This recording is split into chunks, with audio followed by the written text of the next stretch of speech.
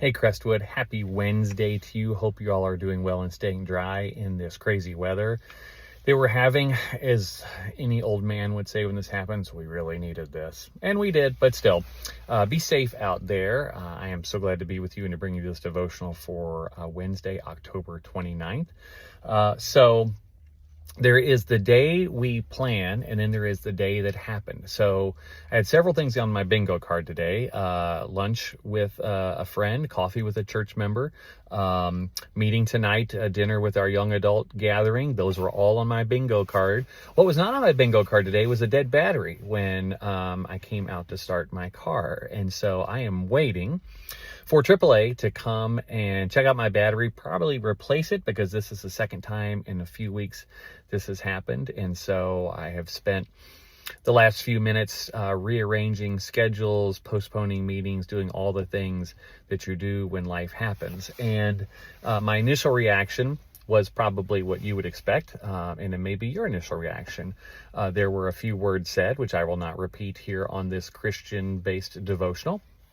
There was frustration. There was, oh, great, I thought my day was going to look like this, and now it looks like that.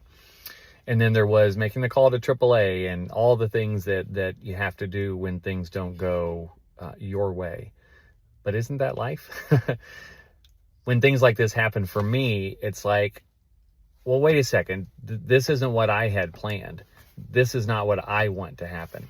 And yet we don't control what happens in so much of our lives. Things happen that we don't plan for. Things happen that are different than our goals or our desires or our wishes. And all we can do is figure out how we adjust to that. That's true of little things like a car battery not starting. It's true of bigger things with our jobs, with our relationships, with the circumstances in our country. There is so much that is out of our control. So then the question becomes, what do we control? We control how we react to the things that happen. We control how we live out our faith in the midst of those things. We control how we carry ourselves, our integrity, our identity, our dignity in the midst of those things. We control, to an extent, our emotions when those things happen. Yes, I was mad. I was frustrated at this. But I made sure not to take it out on anybody, especially the nice AA guy who told me I needed a new battery and then told me what it would cost.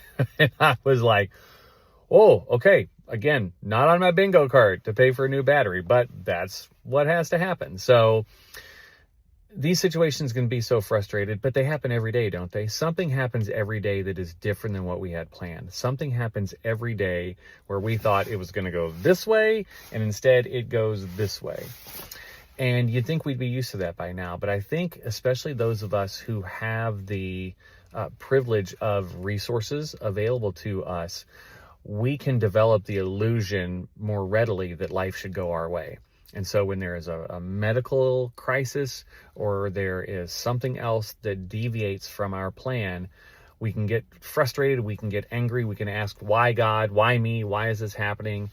And I think the answer to that question is, why not me? I mean, something's going to happen to all of us that goes against what we think. What I encourage us to do in those moments is to lean into our faith, to lean into our trust in God, to lean into the promises that God has made to us, that God is good and God is at work in all situations to bring about good, even if we don't always see God. To lean into the people who surround us, who love us, who comfort us, who are there for us when we can't necessarily go on ourselves.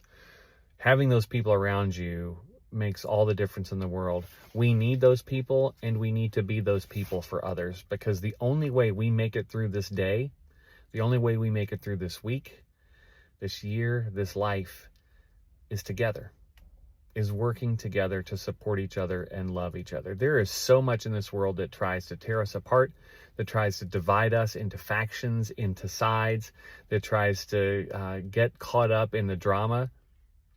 Life's not worth that. It's just not worth it. How can we love each other through the difficult times? Be they minimal, like a dead battery, or be they the bigger things that we have to wrestle with? We are called to be in community. God said it is not good that Adam was alone.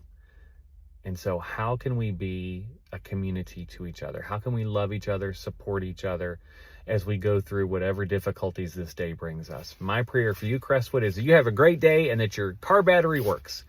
But if it doesn't, or if something else goes wrong, I'm here for you. Your church is here for you. God is here for you. God bless you, Crestwood.